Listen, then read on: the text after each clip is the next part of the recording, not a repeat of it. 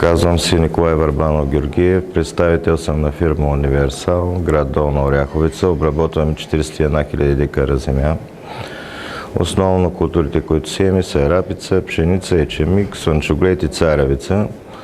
10 000 декара бях засял рапица, от тях 5 000 декара бяха на фирмата Пионер. 3 хибрида използвахме техни.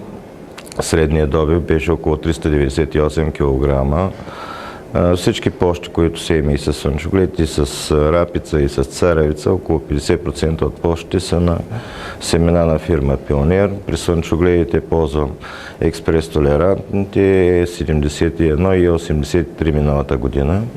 За тая година ще засеем и новите хибриди слънчоглед, LE19, LE20, които ги дават с доста по-добри качествени показатели, доста устойчиви на всички болести и така много добре понасят пръскане с експреса, докато миналата година имаше някои задържания на определени места от хората, които не си бяха свършили работа както трябва.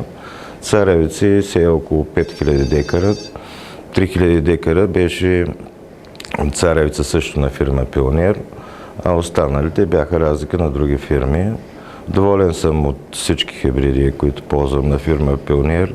Тая година също съм заложил 5000 декара рапица от нискостъблената и нормално развиваща се рапица. Залагам 3000 декара с експрес толерантни слънчогледи и 4000 декара царевица.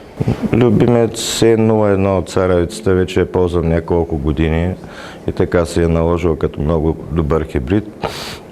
От рапиците D01, D03 съм много доволен, лесно се влиза, лесно се обработват с самоходни пръскачки или с част от хората нямат такива и се ползват обикновени нормални пръскачки. В тия хибриди може да се влезе и може да се работи с нормални пръскачки.